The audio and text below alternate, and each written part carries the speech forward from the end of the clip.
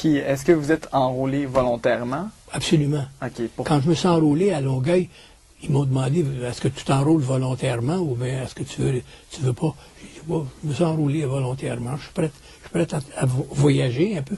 Parce que je voulais avoir un peu d'aventure. Tu sais, j'avais jamais été plus que 25 000 de Montréal. Je savais pas que c'était comme ça. J'ai dit, si je m'enrôle volontairement, je m'en vais voyager un peu. Et puis, on va avoir un peu de fun, tu sais.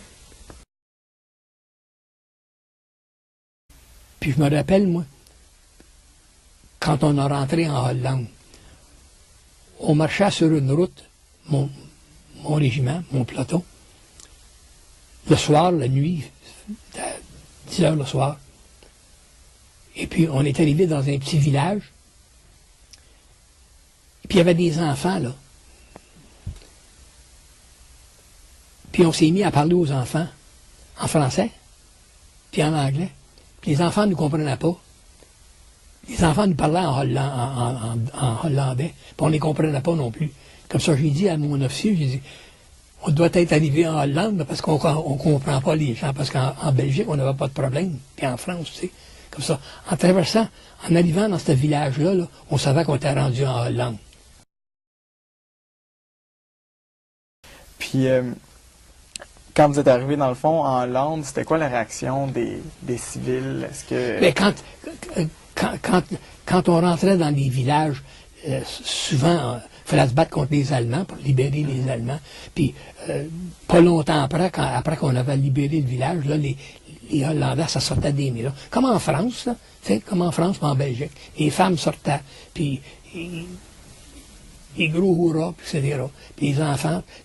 Dans l'infanterie, t'as toujours des enfants dans tout le truc. La minute que tu arrêtes, là, les enfants sortent des maisons, puis ils veulent toucher ta carabine, puis ils veulent avoir de la gomme. Comme ça. En Hollande, c'était comme en France. Après qu'on avait libéré des villes puis des villages, là, des places, c'était facile, les Allemands étaient partis. Puis il y a d'autres places où ils veulent se battre, c'est épouvantable. Hein? Puis, vous parliez tantôt d'un camp où il y avait un train qui passait en Hollande. Ce camp-là, quand vous étiez allé, il restait des Allemands, mais est-ce qu'il restait des Juifs aussi? Y avait-il des civils dans le camp? Ou... Non, c'était pas mal déserté. OK. C'était pas mal déserté. Il n'y avait plus personne, là. OK. Il y avait seulement des huttes, tu sais. Il y avait peut-être une douzaine de grosses huttes, là. Puis il y avait une grosse bâtisse en ciment, là. Je sais pas ce que c'était, ça. Puis on voyait qu'il y avait des tracts de train qui arrivaient là, tu sais, qui aboutissaient là. C'est tout ce qu'on a vu. OK. Puis on a appris après, nous autres, que c'était un endroit où c'est que les Allemands amenaient les gens avant des envoyer en Allemagne. Vers l'Allemagne. C'est ça. C'est là qu'ils gardaient en attendant les trains, probablement. Tu sais. OK. Parfait.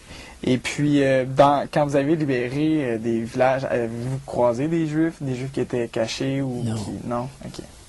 Puis, et nous autres, tu sais, quand on entrait dans des villages et des villes, nous autres, on ne demandait pas la personne.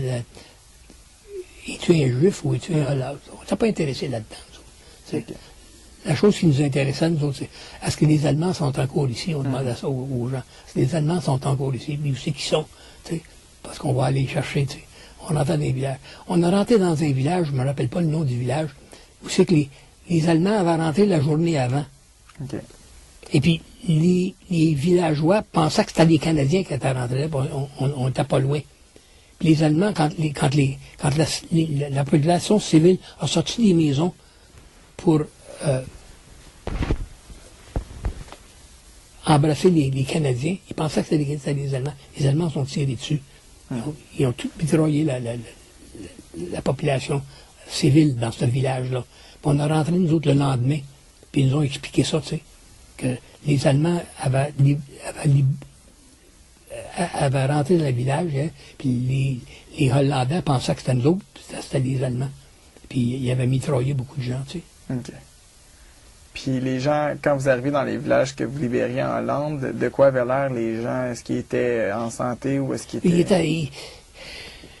On a eu des problèmes, nous autres, en Hollande, parce que les gens crevaient de faim.